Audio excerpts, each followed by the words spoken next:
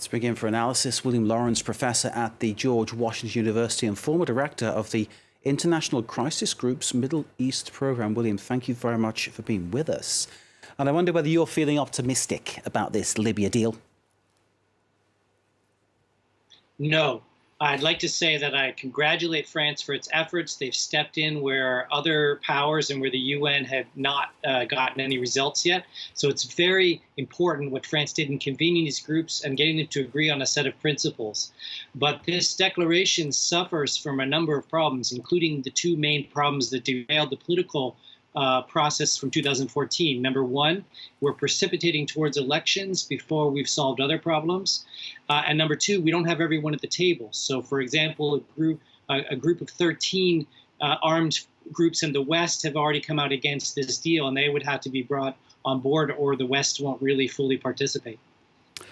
So that's what needs to be done, getting these groups together. Is that easier said than done? Absolutely. And although France did bring together the big four and the four most important, Libya is riddled with communal conflicts and armed groups all over the place. And certainly Sarraj has three main armed groups supporting him. Two of them are against this deal, and he represents the West. And so just like the Srerat agreement of 2014, if you don't have everybody, or at least most of the people on board, the chance for success of this declaration is somewhat remote. So Khalifa Haftar in Paris, Fayez al-Sarraj in Paris, and as you say, the majority of parties involved still in Libya, still not around the negotiating table. It doesn't sound very optimistic going forward about trying to find a solution here. How can that solution be found, do you think? Do you have any ideas that maybe the great and good should be listening to?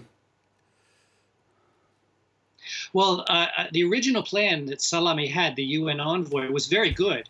A national reconciliation conference, right, and then working on amendments to the old political deal, and then elections. Another problem with the current declaration is it doesn't sort out the constitutional basis for these declarations, and many Libyans are already tweeting now that without a constitutional basis, you can't hold elections. So it's a little bit of putting a cart before the horse. What is the horse before the cart? That is a political deal not dissimilar to the one Tunisia had in 2013, where you get all of the important parties around the table and you come up with a roadmap they all can agree to. And we haven't gotten to that point yet. Ghassan Salami, as you mentioned, is the UN envoy.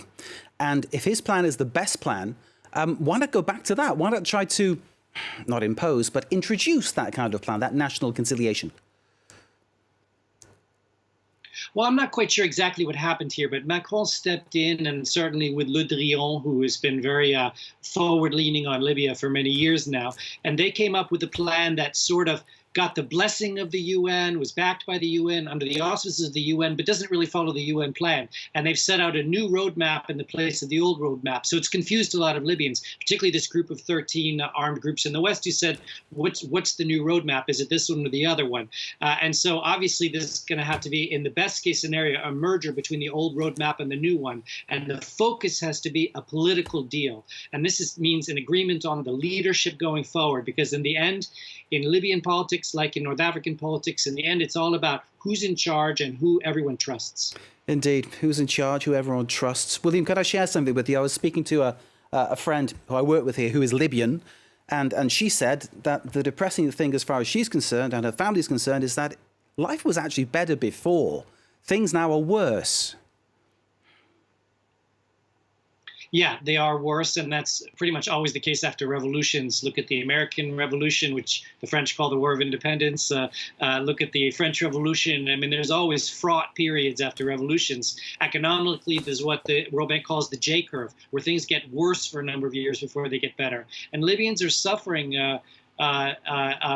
even what the Tunisians are suffering. We call it transition fatigue syndrome, except Libya has a war and Tunisia just has a poor economic performance.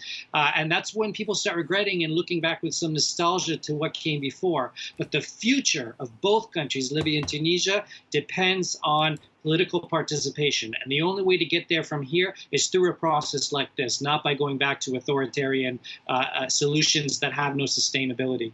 William Lawrence, thank you very much indeed for your analysis. So we appreciate your time. We appreciate your words.